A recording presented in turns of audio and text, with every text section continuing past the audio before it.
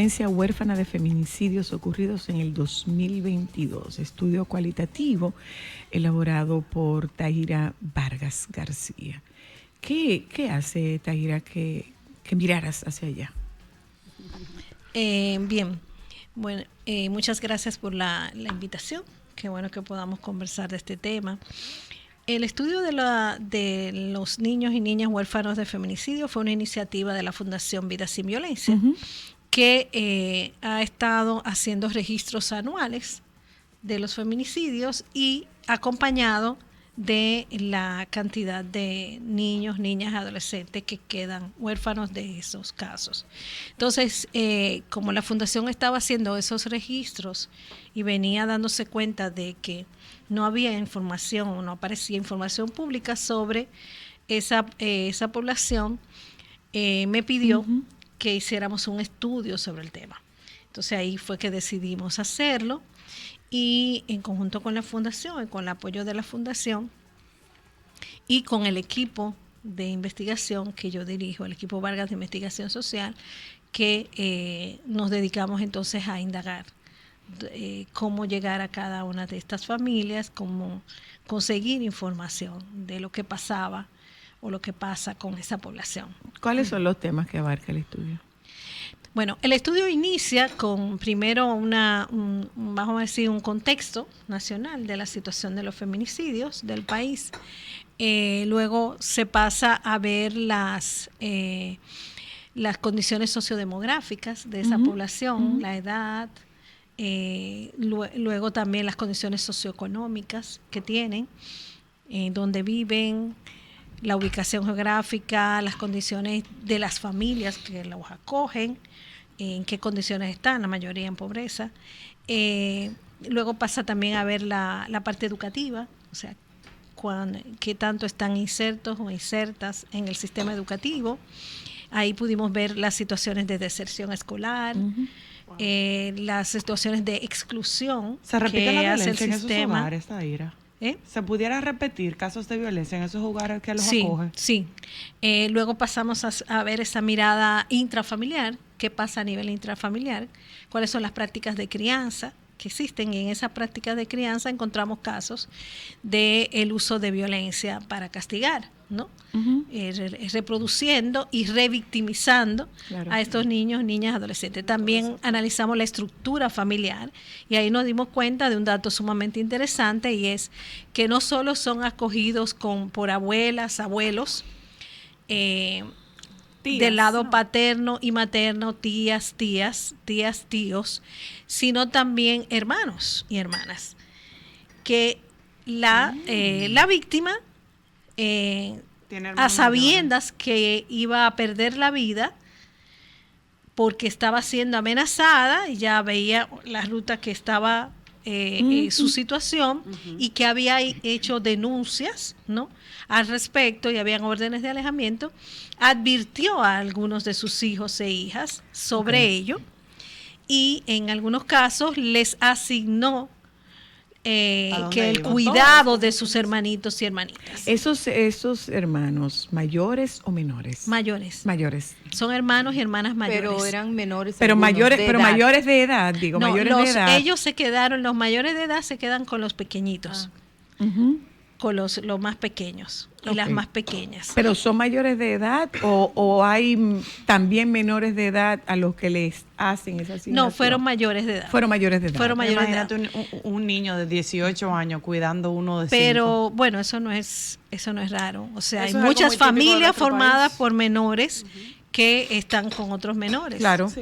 Que tú eres responsable de cuidar a tu hermano, ya tú eres el hombre de esta casa, en situaciones donde no hablamos de feminicidio, y en el caso de feminicidio, tanto peor. Exacto. Y además de este análisis, también está el análisis institucional, o sea, cuál es la respuesta que recibe esta población. Entonces ahí están las informaciones que obtuvimos con las entrevistas a las diferentes instituciones que tienen programas, ¿no? Como es el programa Supérate, como es el Ministerio de la Mujer, como es el CONANI, como es la misma Procuraduría de Niños, Niñas y Adolescentes, algunas ONGs, instituciones religiosas y comunitarias que tienen que tienen alguna manera de apoyar a estos niños y niñas, y también se analiza un poco qué pasa con todo esto que reciben, y además un análisis importante es el análisis psicoemocional. O sea, eso. ¿Cuáles son las condiciones de esos niños, niñas, adolescentes? ¿Qué dice la comunidad? ¿Qué reciben? ¿Cuáles son los vacíos en ese estado psicoemocional? Ahí te tengo una pregunta. Espera, perdóname. Continúa, Taira. Tú puedes anotar tu pregunta, please. Continúa, Taira. Entonces, bueno, ese otro de los capítulos que nosotros consideramos muy importantes, que es este tema del estado psicoemocional de estos niños ni adolescentes. Otro dato interesante es que en la parte de la familia encontramos a niños, niñas, adolescentes que son hijos del padre que se suicidó y no de la madre a la que él mató. Entonces, eso también lo integramos en el análisis, porque son huérfanos también. Sí, claro. Huérfanas. Claro, ¿no? claro. Y requieren también de un apoyo en ese sentido, ¿no? Yo quisiera corregirte, perdóname. Apoyo no, protección. Protección, porque es que voy por ahí, Yanira. ¿Qué hace que ustedes como fundación miren hacia ese que es un escenario no solamente invisibilizado, muy digamos que discriminado? O sea, murieron estos papás, este hombre se suicidó, fue preso. ¿Qué pasa con estos muchachos? ¿Quién les da respuesta? Pero no miramos hacia allá. ¿Qué hizo que ustedes miraran hacia allá? Primero, felicitarles, porque para nosotros es un honor estar este Día Mundial de la Radio, con el poder que tiene este medio de comunicación y con toda la responsabilidad social que ustedes llevan a través de la educación en este espacio. Gracias, Yanira. La Fundación Vida Sin Violencia fijó la mirada en los huérfanos porque son las víctimas, como bien dijiste, invisibilizadas por décadas. Sí. ¿Qué pretendemos con este estudio? Que se visibilice, porque en muchos casos hasta son testigos de esos feminicidios, y no es justo que no haya una protección efectiva y oportuna como merecen. Entonces, como llevamos esas estadísticas con estos indicadores importantes, tenemos que ver que la tomamos de los medios de comunicación, que hay un subregistro. Por supuesto. Sí, claro. Porque no siempre esta víctima sale como que se quedaron tantos hijos. Hay que ver el trauma tan complejo, porque hay casos de 5 y 6 hermanitos que, aparte de perder de la noche a la mañana, la mamá, el papá, también los separan de sus hermanitos. Exacto. Y también los trasladan desde el lugar del hecho a otras localidades, como evidenció la doctora Taira en este importante estudio que tuvo que dar varios viajes. Se realizó en 10 provincias del país, y para localizarlo tuvieron dificultad. Entonces, como bien dice ella, se revelan tantas cosas. Siguen siendo víctimas de bullying en el colegio, donde le dicen, tu papá es un asesino, mató a tu mamá, o mi papá no quiere que me siga juntando contigo porque tu familia es asesina. Otro dato revelador es que las familias paterna y materna se separan, se dividen, se culpabilizan. Y aquellos niños indefensos en el medio de todo en eso, el medio de pierden su familia, este trauma. También. Exacto. Entonces, pero también además otros datos importantes. hay una situación, o sea, podría ocurrir que, no sé lo que encontraste, Taira, que mientras mi mamá trabajaba, a mí me cuidaban en la casa de mi abuela paterna, pero ¿cómo me van a llevar a la casa de mi abuela paterna con quien yo establecí un vínculo? Y ese vínculo también se mutila. Sí, mira, hay algo muy interesante en el estudio. Algunos de los niños, niñas, adolescentes apelan a la necesidad de que las familias no continúen manteniendo los niveles de culpabilización que tienen hacia uno o hacia otro. y todos los mensajes de lo que pasó. Porque ellos, un dato que a mí me pareció muy interesante que decía un adolescente y era mi papá y era mi mamá. O sea, era mi papá y yo lo quiero seguir recordando como mi padre que me trataba bien y mi mamá que me trataba bien, ¿no? Y en algunos casos, el hecho de poder vivir con su hermana, los que viven con hermana o con hermanos, y no con la familia paterna y materna, tiene que ver también con eso de preferir no tener que estar escuchando continuamente todos estos conflictos, claro, ¿no?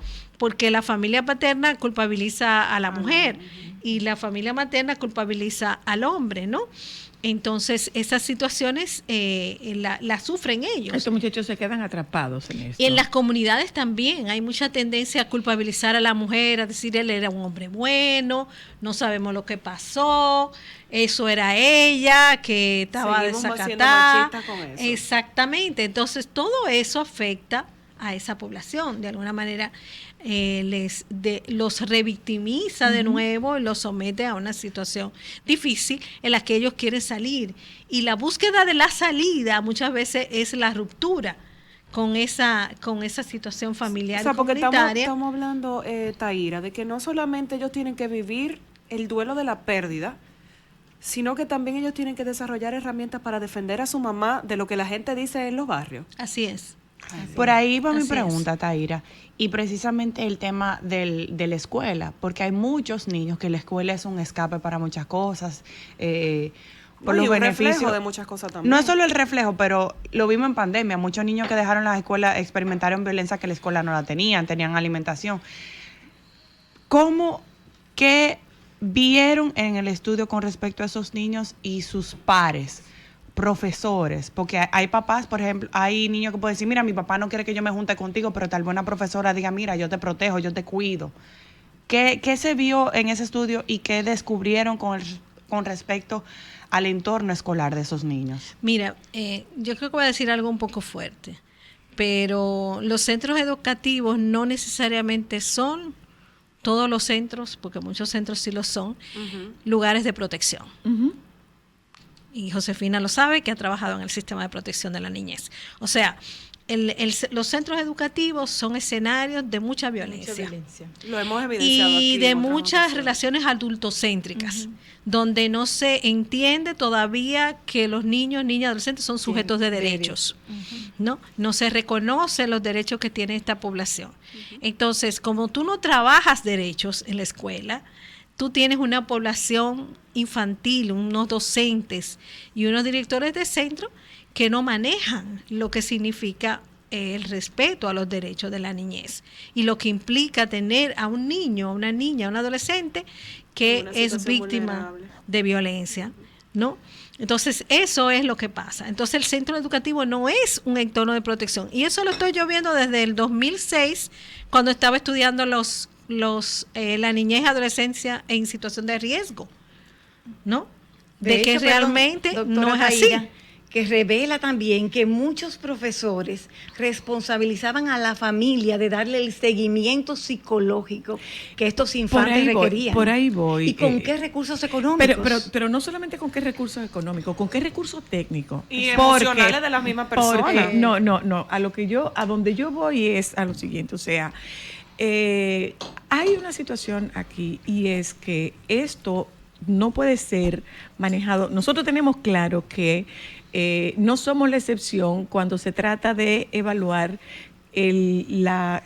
lo por debajo que estamos en el servicio psicológico. O sea, nosotros tenemos menos psicólogos de lo que la población necesita. Sí. Cuando estuvimos en la graduación del doctor Santiago en México, hablaban de que hay un déficit de psiquiatras para la población. En muchos países. Igualmente hay un déficit de terapeutas. En el caso particular del tema de violencia, son terapeutas especializados. Claro. Lo que deberían de trabajar con esa población. No es que esa población trabaje ni con estudiantes ni con recién egresados. O sea, se necesita una especialización. Entonces, y se necesita un programa de intervención. Esto que ustedes han hecho, esto que ha hecho la Fundación Yanira, habla de lo que se debía hacer, de cómo debía manejarse, y hay alguna propuesta para poder lidiar con esta población, que es una población que no se ve, está invisibilizada. O sea, se murió tu mamá, se murió tu papá y ya, yo me desentiendo. De hecho, nosotras visitamos después de la presentación a Conani, preguntamos por un protocolo que hay sobre protección a niños, niñas y huérfanos por feminicidios. Huérfanos por feminicidios, y lo que nos dijeron es que necesita actualización, porque tiene un concepto muy... ¿cómo fue que nos dijeron? Bueno, pero existe. Existen papeles. El año pasado tuvieron 2 reuniones en búsqueda de actualizarlo, pero yo creo que esto amerita. El soporte psicoemocional es deficiente. No, es deficiente el soporte. El estudio reveló es totalmente deficiente, y tanto peor cuanto más nos alejamos de la capital. Exactamente, porque el problema es que ¿quién da el soporte psicoemocional?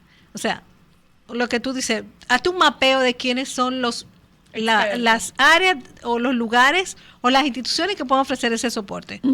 Entonces, tú tienes los centros educativos, que son los que tienen más cerca de las comunidades. Los centros educativos que tienen personas de orientación.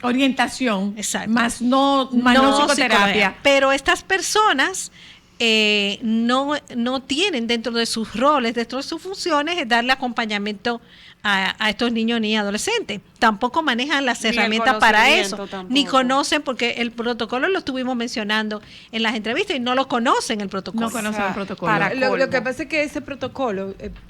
Doctora, por favor. El protocolo se estableció ya hace un tiempo, creo que en el 2000, no tengo específicamente la fecha. En lo que respecta a mí y conociendo el tema de los sistemas de protección, no es un protocolo de protección, es un protocolo para apoyo económico, social y demás. Okay. Ciertamente. No es tratamiento de trauma. Absolutamente. No hay tratamiento de trauma. Entonces, yo quiero hacer énfasis en eso porque ya se conoce tantísimo cómo un trauma de esta magnitud afecta el desarrollo integral de un niño, niña, adolescente, y sobre todo si esto incluyendo ocurre, su desarrollo neurológico integral completo, y sobre todo cómo afecta y cómo se va afectando el desarrollo cerebral, sobre todo si está ocurriendo en primera infancia. Entonces esto requiere de una intervención técnica profesional especializada. Con un programa especializado. No puede ser una visita, 2 visitas, que te vea un psicólogo, que te vea una orientadora. Y después están comiendo, te estoy dando 2,000, no sé qué cantidad de dinero le dan, te doy los libros, te doy los uniformes, pero eso no es una intervención de protección. No lo es. Ante una población que va a experimentar personalmente yo digo cosas. que tiene una triple tragedia. Claro. Se muere el papá, se muere la mamá, pero aparte de eso va perdiendo su entorno y su familia. No, y eso que tú mencionas, Josefina, incluye el tema del acompañamiento. Y eso no hay. No existe. O sea, no hay nadie que le dé acompañamiento a esa población. Mira, Taira. Perdón, y a eso se le suma que la crianza que reciben de esa familia acogedora tampoco es con disciplina positiva. Pero claro. Exactamente. Pero entonces aquella criatura, aquellos niños, niñas y adolescentes aumentan su agresividad. Pero por supuesto. Por lo menos conoce la violencia. Mira, yo lo he compartido con anterioridad. Yo formo parte de un equipo de intervención en crisis que tiene UNIBE. Nosotros actuamos al servicio del Ministerio de Salud Pública. No cobramos por ese servicio y cada vez que nosotros somos convocados, la doctora Vanessa Espaillat, que es quien encabeza este equipo, la doctora Espaillat diseña un protocolo de intervención. O sea, que no es genérica la intervención, es personalizada. Se diseña un protocolo de intervención. De hecho, nosotros la última intervención que hicimos, la hicimos en San Cristóbal, hicimos 3 intervenciones y se diseñaron 3 protocolos diferentes para cada una de las intervenciones. Pero, que ahí tengo una pregunta como terapeuta. Va un equipo especializado en manejo de trauma. Va un equipo especializado en manejo de trauma, pero ¿qué pasa? Hicimos 2, 3 intervenciones y ya no más. Así no. Pero en este caso se requiere hacer un programa. Porque y es lo que tú has hablado del tema de lo integral, porque es que hay acciones, pero son acciones separadas. Puntuales. Y yo personalmente pienso que, y esto es una crítica que siempre la he elevado, en el sentido de que definitivamente nosotros tenemos que ser autocríticos. Las instituciones gubernamentales y sobre todo las instituciones que están trabajando para protección de niños, niñas y adolescentes tienen que ser autocríticas, tienen que mirarse. Tienen que hacerse una radiografía. Tienen que ver dónde que estamos fallando. Porque yo insisto mucho, y hablo en primera persona, proteger a los niños no es darle una tarjeta. Ni comprarle unos libros. No es darle los libros. Ni en Navidad. Es proteger de manera integral todos los derechos que se vulneran. Entonces aquí creemos que, bueno, yo soy buena, yo te doy, y es suficiente, y no lo es, porque las intervenciones que tienen que ser programadas a corto, mediano y largo plazo. Mira, yo recuerdo justamente una película que tú nos recomendaste, que me llama mucho la atención. Había una situación en que el papá había fallecido y estaban culpando a la mamá del homicidio de ese niño. Y recuerdo que era en Francia y la fiscalía le asignó un psicoterapeuta que acompañó durante todo el proceso que su mamá estaba en juicio a ese niño y velaba por la integridad del niño, de cómo se sentía, de hablarlo, de evaluarlo, de acompañarlo, de comunicarle las cosas, porque por ejemplo la mamá pagó la fianza y estaba, y cuando el niño le dijo, quiero que se vaya, ellos hicieron que su mamá se fuera, le buscaron un hotel y se quedaron protegiendo a ese niño. Entonces, mi pregunta, por eso hago este contexto, Yanira, ¿hay algún interés después del levantamiento de este estudio tan interesante que hizo Taira de las instituciones de modificar esos protocolos? ¿O se guardó? Bueno, en Conani, ustedes lo entregaron. En Conani no solamente nos recibió la directora ejecutiva, Alexandra Santelice, sino todo un equipo técnico, y tuvimos como una mesa de trabajo, y de verdad que salimos esperanzadas. Sí, con la esperanza de que hay una actitud abierta, y nos agradecieron el valor del estudio. Hemos estado tratando... ¿Estos niños van a hogares? No, ¿algunos solo pueden van ir a hogares o no? Los que entrevistamos Depende. No fueron a hogares porque tenían familias. familiares.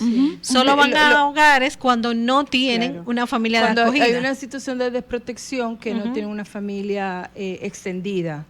E inclusive si la familia extendida no tiene las competencias, ahí también pudieran entrar a un hogar de Exactamente. Y clase. ahora, quería mencionar de uno de los huérfanos que tenía interés de un arma para matar Al padre. a quien hizo que su papá asesinara a su mamá.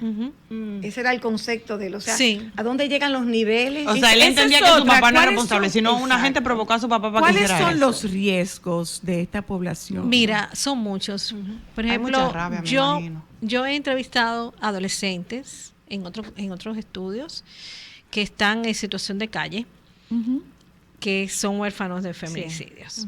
He entrevistado adolescentes también vinculados a redes de narcotráfico de drogas, vinculados a redes de Explotación atraco, sexual. que hacen sicariato, o sea, que le Oh, pagan Dios. para matar. Oh, Dios. ¿No? Oh, Dios. Que son huérfanos de feminicidio. He entrevistado a adolescentes de sexo femenino que están en situaciones de explotación sexual, de trata.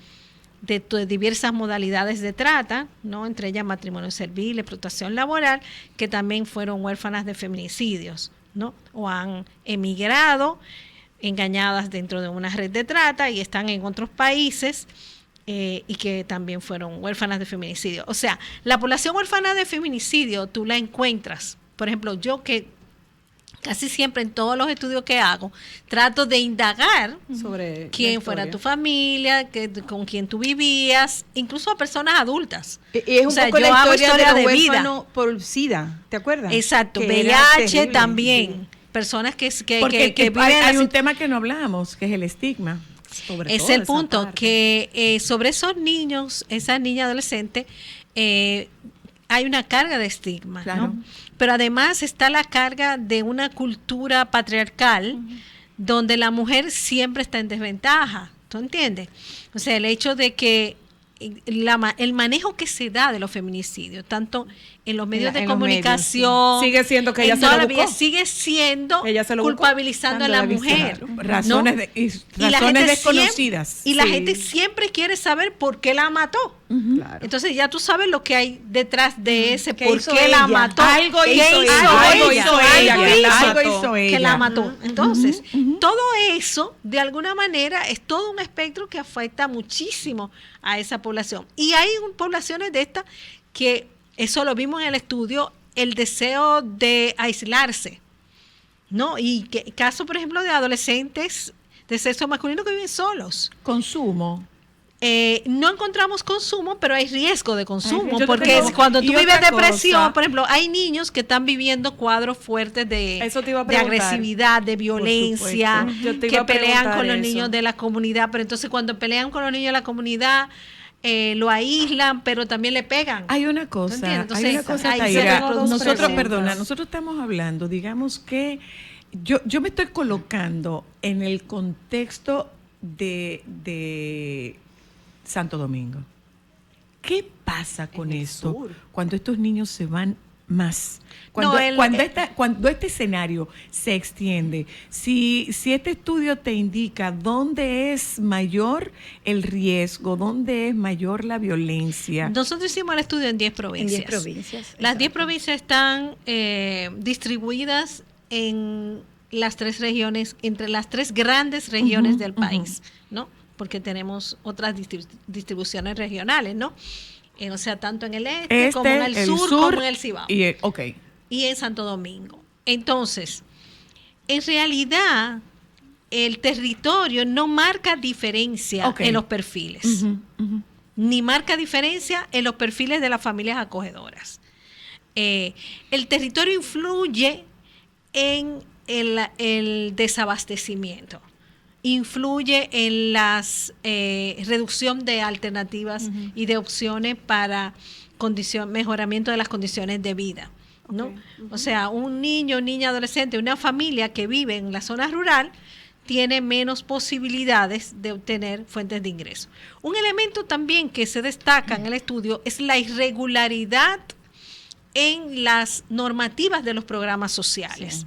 O sea, los programas sociales... Te llegan hoy, pero no te llegan en 3 meses. No solo eso, o sea, gente que tenía una tarjeta, el papá tenía la tarjeta, el papá se suicida y ya esa tarjeta no le queda al niño. Claro. No le queda al niño. O el caso de la mamá, no le queda a la familia. O el caso de... Hay que volver a todo el proceso y estos niños pueden ser beneficiarios. No. ¿O no se contemplan estos niños como beneficiarios? Dime, Josefina. Yo quiero, algo que me llamó la atención cuando se presentó el estudio, que una persona en una institución X se paró un poco para defender a su institución, y una de las cosas que ella planteaba y decía, no, pero es que nosotros en diciembre les regalamos, es que le damos los libros para la escuela. Pero es que la continuidad.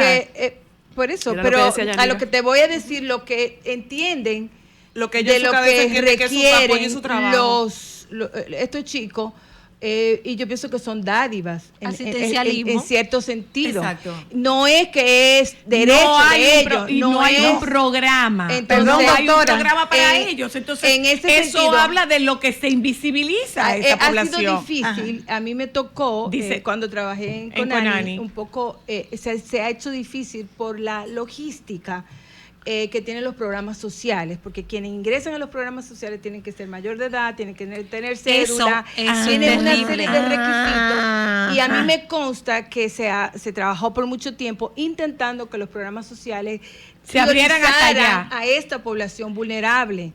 Y no ha sido, y no fue posible, no sé si ahora. Pero no, y lo grave del problema, que usted habla de, la misma persona dijo que nosotras tenemos que a veces utilizar de nuestros propios recursos. Pero es que no se trata de eso. Claro, pero no se trata de eso. No llegamos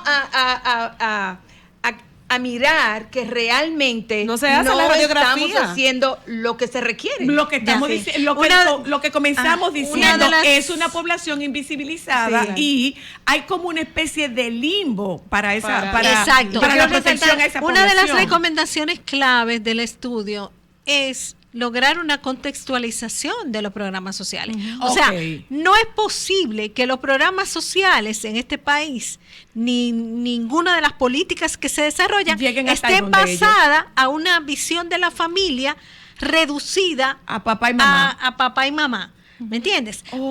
¿Me entiendes? Entonces, lo más que pueden hacer es priorizar la población mayor de edad. Óyeme, cuando tú tienes un sistema de protección a la niñez, y tú sabes que existe una niñez vulnerable que vive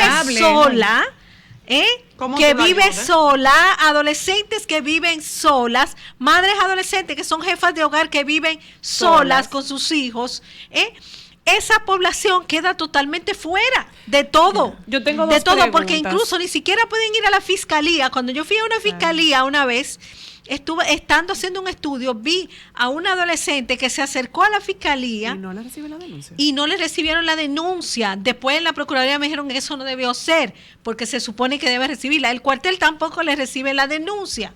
¿Me entiendes? Cuando tú vas a hacer estudios, la mayoría de las instituciones que trabajan la protección de la niñez la desprotegen, estableciendo que tú no puedes entrevistar a un niño solo.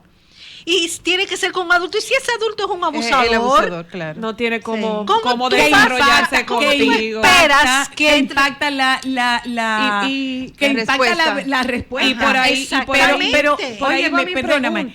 Es peor de lo que yo me imaginaba. Y cuando pierden los seguros, mira, que quiero resaltar los seguros de salud, todo está fuera. Que duran, según el estudio, hasta 3 meses para lograr un acta de defunción. Exacto.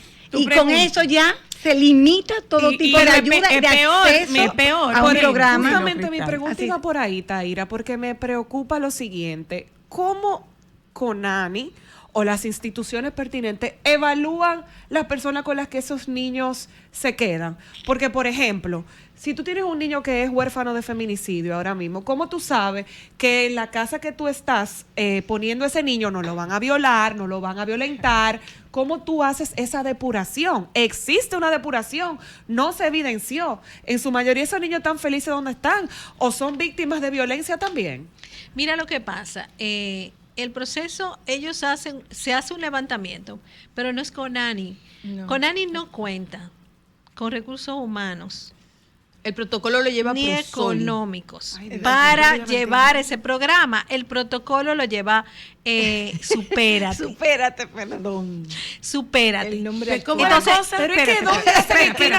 perdóname. El programa Supérate originalmente fue Prosoli, que ahora es Supérate. Exacto. El programa dirigido a niñez huérfana de feminicidio inició cuando está con Prosoli. Sí. Entonces, siguió pero para dádivas en Supérate, claro, básicamente. Claro, pero Supérate junto al Ministerio de la Mujer es que hace el levantamiento de información. Ahora, Supérate tampoco cuenta con recursos. Supérate tiene un equipo que con poco tiempo que han ido formando, que tienen psicólogas, que incluso tienen una persona que es especialista en trauma, pero no da para el país entero. No, pero claro que no. Ni para Santo Domingo. Ella no da ni para la provincia de Santo Domingo. Yo quiero la pobre. A pesar de que Supérate tiene un personal que trabaja en las comunidades, pero las funciones de ese personal no es ofrecer información sobre esos casos, dar acompañamiento, dar seguimiento. ¿Quién evalúa a esas familias? Como tú dices, son evaluaciones, como tú dices, Zoila, que debe ser un equipo especializado, que va al campo, y no es una evaluación de un día con una entrevista, es un proceso. Porque ¿cómo tú observas conductas violentas? Aquí se hacen muchas encuestas Y a veces en las encuestas no aparece la violencia que se ejerce en la familia. Porque si tú le preguntas al niño en una situación en el que tiene al lado al adulto, está normalizado. Exacto. Además de que está Dice, normalizado. doctora, Además de que está usted normalizado. encontró que necesita hasta observación. 9 convivían en un espacio muy Exacto. limitado. Quiero traer un Dice, tema normal. que a mí me Un resultó correazo. muy ruidoso, y es que la mayoría de los feminicidios ocurren con personal castrense. eso es muy Ah, esa importante es lo otra, que tú sí. planteas, porque incluso en el estudio la mayoría de los feminicidas fueron personas, policías, militares, o de la DGCET, o una persona que es guardia. Todas personas vinculadas al área de seguridad. Seguridad. Edades. Y lo grave del caso es que cuando ocurre el feminicidio, antes de ocurrir el feminicidio, muchas veces este personal ya ha herido, Tiene ya historia. había herido, ya había hecho un historial de O sea, violencia. el debut no es matar. el No, matarla. ha hecho, y entonces las instituciones le quitan el arma de reglamento y, ya, punto. eso es todo. Con No eso lo se llevan resuelve. preso, no lo investigan, Por eso no es que casi analizan siempre el caso es y entonces apuñalada. repiten, ¿no? O usan otra arma. Entonces, eso fue uno de los datos que sale en el estudio, pero que hay un registro que hacen anterior al estudio, donde también se plantea la alta presencia de estas personas con este perfil de cuerpos Agresores. de seguridad en los feminicidios. En un momentito, déjame contestar esta llamada para irnos a publicidad. Buenas tardes. Hello. Buenas tardes. Le Hola. escucho. Hola. Sí. Gracias.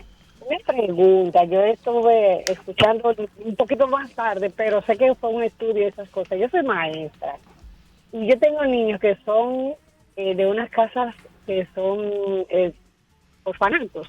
Ajá.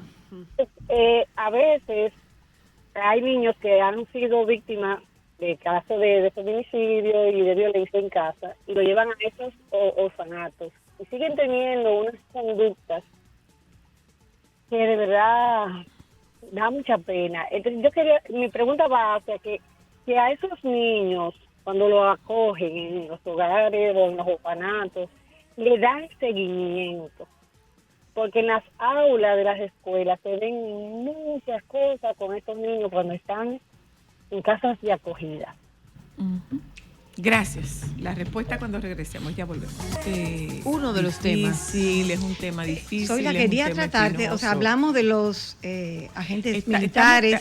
permíteme, estamos hablando de esta presentación de los resultados de este estudio de situación de la niñez y adolescencia huérfana de feminicidios ocurridos en 2022, un estudio encabezado por la doctora Taira Vargas García a solicitud de la Fundación Vida Sin Violencia, que dirige Yanira Fonder.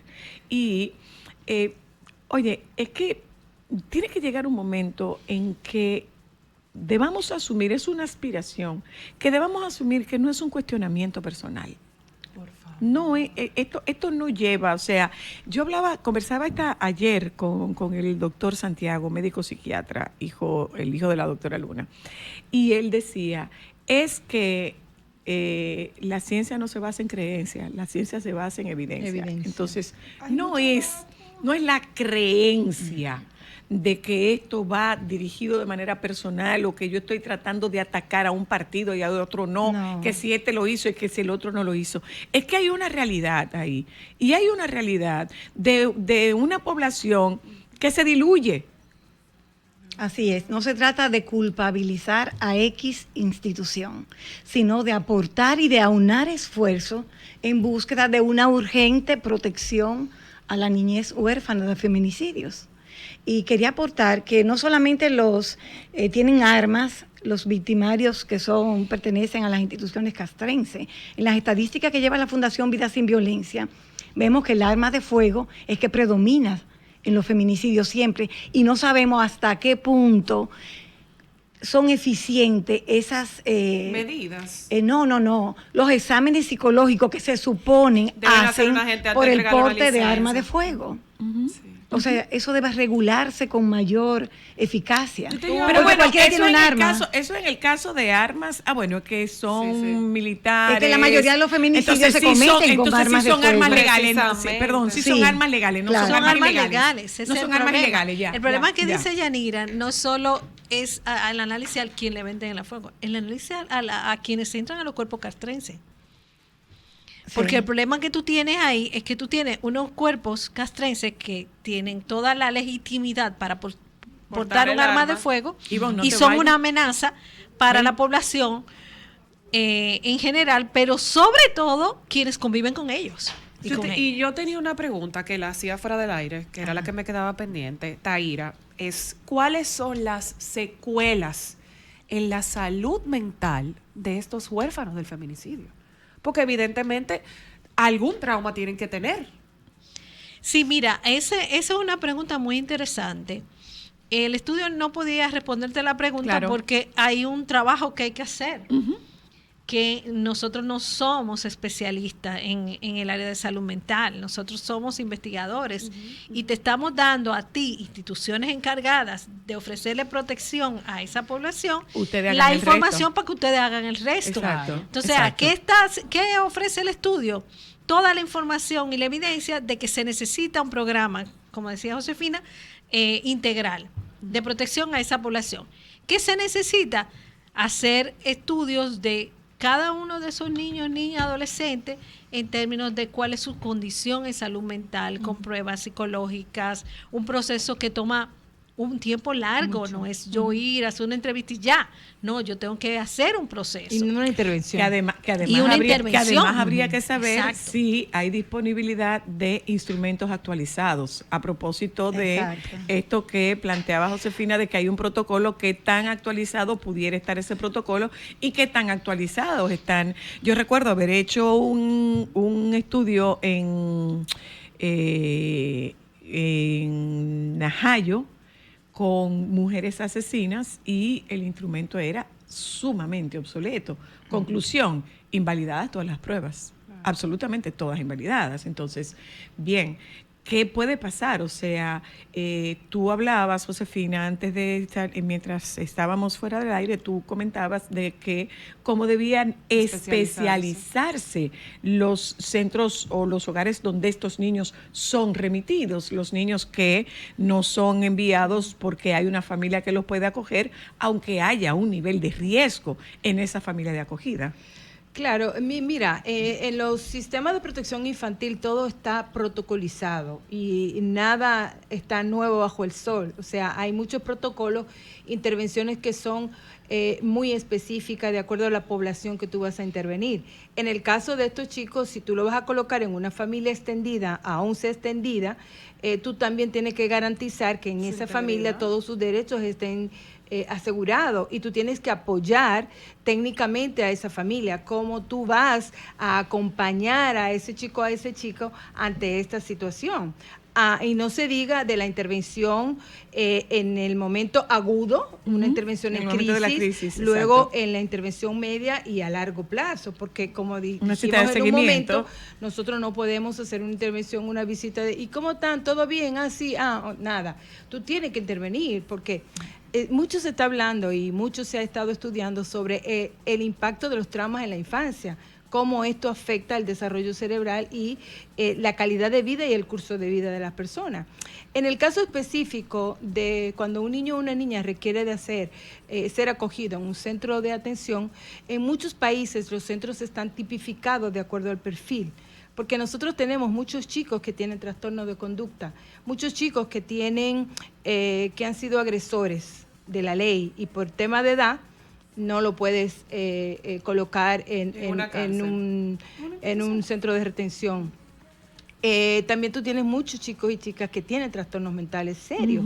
Entonces, cuando tú no puedes mezclar esa población y sus intervenciones son diferenciadas. Entonces yo pienso que es una de las dificultades que tiene el sistema de protección de nuestro país. Ivonne, ¿tú quieres venir a compartir con nosotros por favor, tus experiencias a propósito de lo que ocurre ante la ausencia de seguimiento? Y es que definitivamente el seguimiento no se da. Para nada. El seguimiento no se da. El que se da es muy limitado. No es limitado. Es muy limitado en tiempo. Y pudiéramos decir, limitado en calidad de la especialización de quien del seguimiento. Y pudiéramos decir que no se da realmente. No se da. Sí. Hola. Ivonne, como reportera, Sí. en tu tiempo de reportera. Así es. Para el periódico 7 Días, bueno, el ejercicio obligado, ¿no? Trabajando con Margarita Cordero, una militante y preocupada por esos temas. Bueno, procuramos a ver qué pasa con esos niños olvidados del feminicidio. ¿Cuántos son los niños olvidados del feminicidio? ¿Qué pasa con ellos? ¿Cuál es su vida? Y efectivamente, tuvimos la suerte de poder conseguir, y con acompañamiento psicológico, el testimonio de 2 niños que estuvieron presentes al momento de que su madre fue asesinada. En uno de los casos también a su tío, y suicidado uno, preso otro. Fueron historias terribles. Uno de San José de Ocoa, otra fue aquí en la capital. ¿Y qué pasó con esos niños? Bueno, en el caso del varoncito... ¿Qué edades tenían en ese momento? Él tenía 7 años y tenía en ese momento cuando su papá mató a su mamá y a su tío. Su abuela estaba ahí, pero pudo salvarla. Bueno, el caso es que él presenció esto. ¿Qué pasó con ese niño? Lo primero que pasó fue el desarraigo, totalmente, absolutamente. ¿Dónde se queda? Ni una familia ni la otra, porque Exacto. empiezan entonces las culpas, eso narraban. Y conversamos con ese niño y es una historia, está ahí, ojalá que pudiera verla. Se llama Los olvidados hijos del feminicidio, las historias de A, B, porque así decíamos para protegerlo. ¿Qué pasó en ese momento cuando ocurrió el hecho? Tenía 7 años. La entrevista se la hice cuando tenía 9 años. Y después, 6 años después, yo me encuentro por casualidad en la casa frente a frente, donde había ido en ese momento a conversar con él por otras razones. Y cuando yo pregunto, ¿y fulano? Me dice, fulano se murió. ¿Y qué pasó?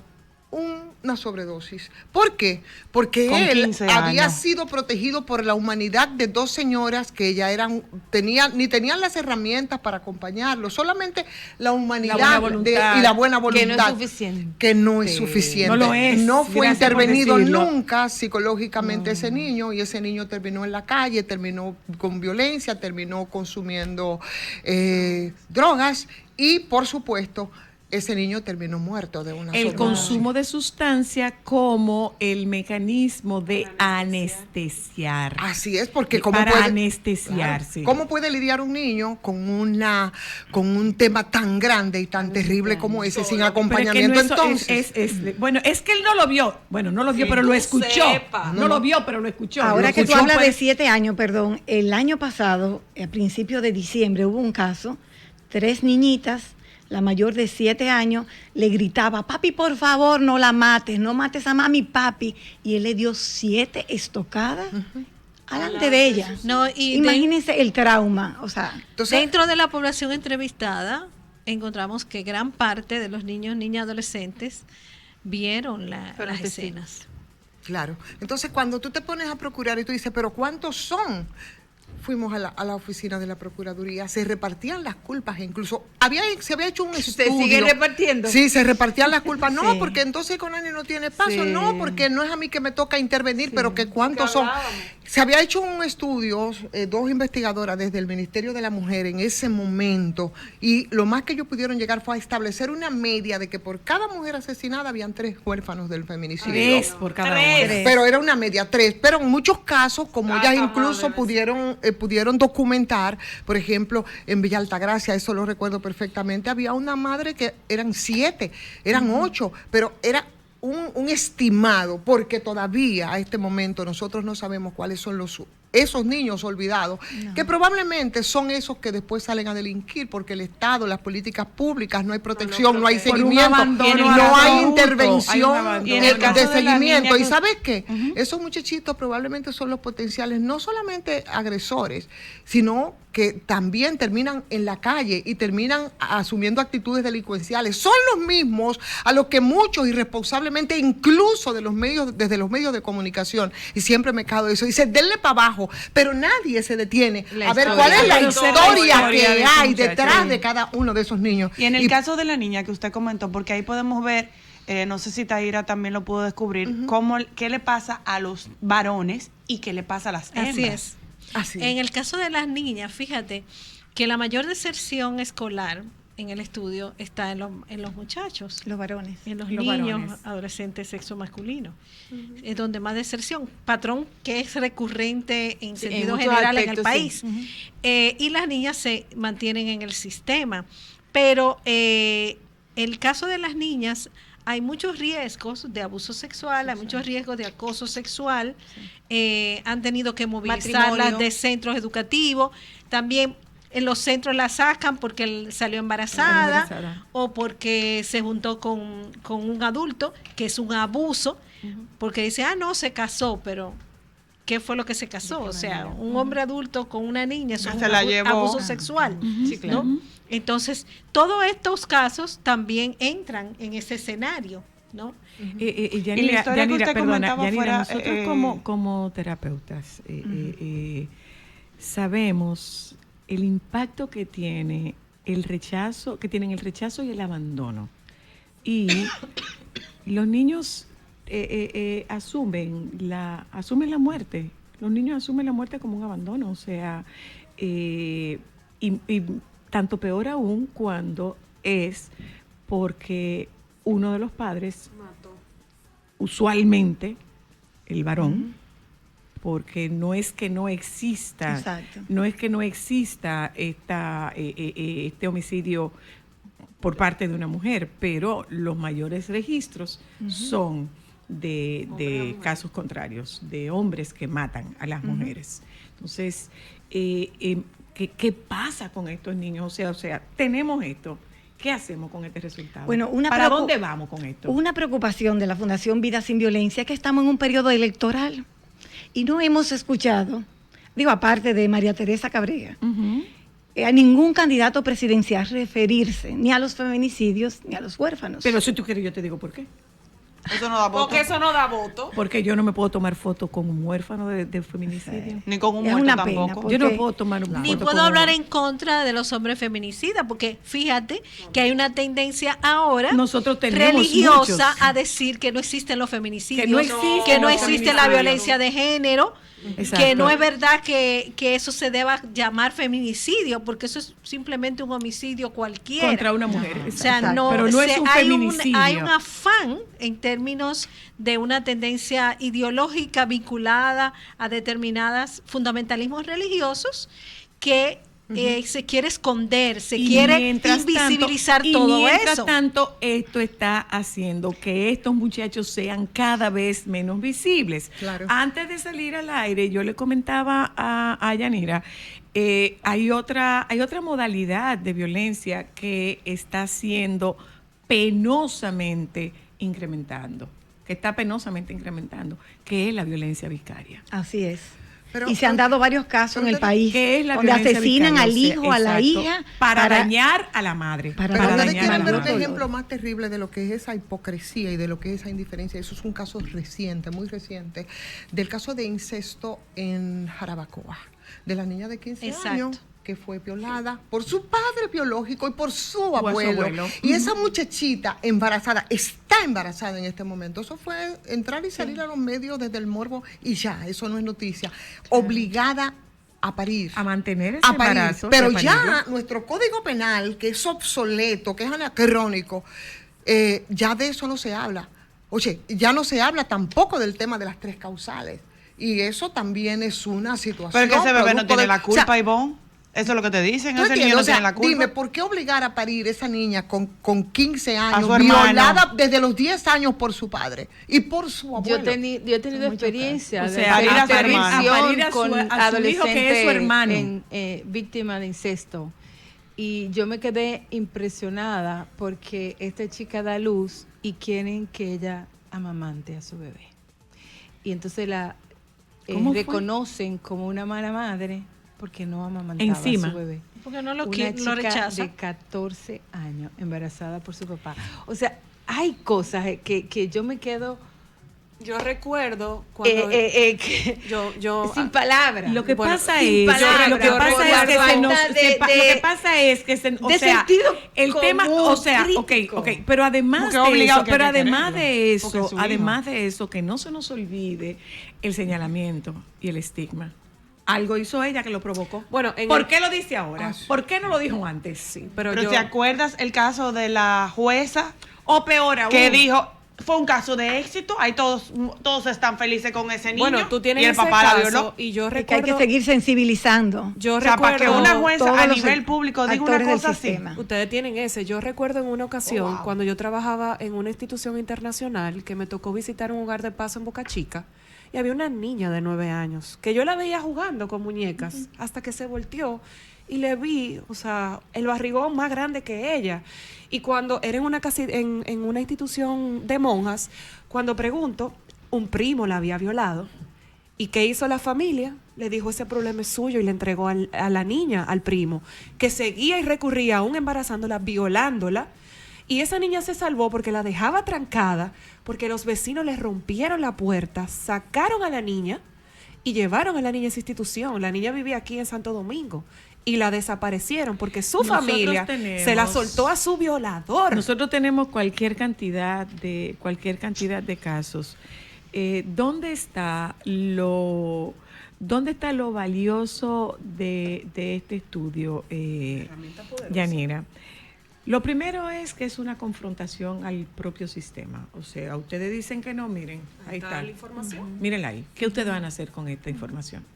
Pero no es que en este gobierno, que en aquel gobierno, que en el otro gobierno. No. O sea, esto no se veía. Es el sistema. Ya se está viendo. Es el Ok, sistema. aquí está. ¿Qué ustedes van a hacer con esto? Porque esto es un tema de salud pública. ¿O no? Totalmente. Claro. Es un tema de salud Es un tema de salud pública. Es una urgencia nacional. Exactamente. Y Zoila, no y es solo un es un tema- tema de salud pública. y de educación. Es un tema de desarrollo, de perspectiva de desarrollo. ¿Cómo tú me puedes hablar a mí de un país con un Producto Interno Bruto más alto en la región?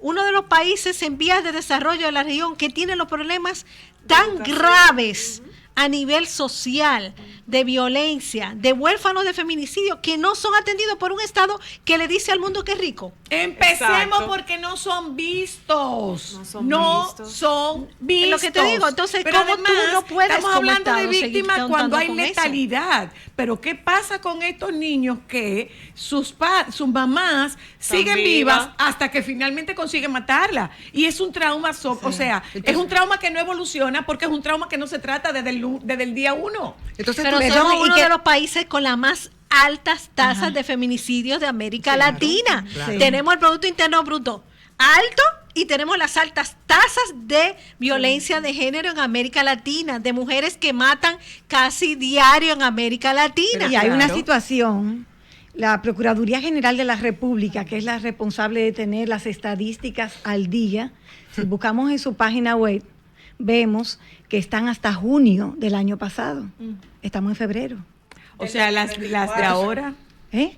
las que pasaron después de junio, no han pasado. Entonces tú te encuentras Aún que no pasa. esa misma O sea, Procuraduría no está General de la actualizada, no, República desconozco las razones. tiene de manera muy pírrica, Deyanira, tú debes conocerlo, que es el Centro de Atención a Mujeres de Violencia, el de la Hostos. Sí. Óyeme, con unas limitaciones y con un grupo de terapeutas ahí. Eso no importa. Óyeme, que eso es. Eso no importa. No, pero ni siquiera, o sea, y ese es un centro que funciona. Pero Funciona funciona, muy bien, tiene- pero funciona por la decisión de esas de quien lo mujeres, dirige, por su Bueno, sensibilidad. permite, Pero perdón, no- a mucho orgullo, nuestra fundación nació en ese centro. Ah, sí. De ver la labor maravillosa Claro. que hace el Centro de Atención a Sobrevivientes de violencia. Violencia. No, Y suficiente, lamentamos siempre pero es que buena no práctica. hayan recursos económicos para Porque multiplicarlo en no el se país. replica. Igual Como, pasa como el con Centro la Conductual de Intervención de Hombres, que también Pero debería también estar a nivel pasa que el nacional. Centro de Centro Atención a Hombres Conductual de tampoco. Intervención de Hombres quieren desnaturalizarlo y asumir que no un tema político, es como que el juez te manda que tú cojas una charla. No, es que con asuntos de violencia, uno, no se negocia, no se concilia No. y no se resuelve con charlas. Y lo que se da, o sea, lo que tiene resultados tangibles, hay que multiplicarlo. Ahora la pregunta, Pero no hay ese centro. recursos para eso. Como La ese pregunta centro, para por el ejemplo. cierre. ¿Hay esperanza? Ay, Hay esperanza. Bueno, yo nunca la pierdo. claro. yo digo que no podemos quedarnos de brazos cruzados. No, yo no estoy preguntando si nos quedamos de brazos cruzados. Yo estoy hablando de esperanza. Yo creo que hay esperanza cuando instituciones como Vida Sin Violencia sean tan valientes desde la sociedad civil y evidenciar lo que está pasando, porque nosotros tenemos una falta de criterio, de visión y de autocrítica en las instituciones del Estado. No nos miramos, no nos evaluamos, no nos sentamos a decir qué no estamos haciendo bien, qué necesitamos modificar, porque siempre cuando hay alguien que habla y siempre mira y señala, esta es del gobierno pasado, esta es porque está aburrida, eso porque... No. cual y aquí no se trata de partidos políticos, aquí se trata de huérfanos, de los feminicidios. Que no tienen ningún color ni preferencia. Que necesitan urgente atención, sí o pero sí. es que los huérfanos tienen atención especializada. Y protección. Y protección. Y Mucha protección. sensibilización, pero Total. sensibilización desde el reportero que va a cubrir la noticia hasta la jueza que dice, no, pero esas son dos gente que se quieren. Pero eso era el otro asunto también. ¿Cuál es el protocolo para los reporteros? ¿Cuánta irresponsabilidad a través de muchos medios de ¿Cómo tú te comunicación sientes? en el tratamiento del tema? Hay un protocolo. Y son Existe tan el protocolo. revictimizantes pero no lo y tan implementan. terribles. Ni lo implementan ni acuden a saber cómo se implementa. Termino diciendo, cito a la doctora Vanessa Espaillat. Vanessa Espaillat convocó a los periodistas, a 100 periodistas, a un seminario donde estarían recibiendo la información de cómo tratar estos temas de cara a la prensa para no revictimizar. La invitación era para 100, acudieron 10. Bye, hasta mañana.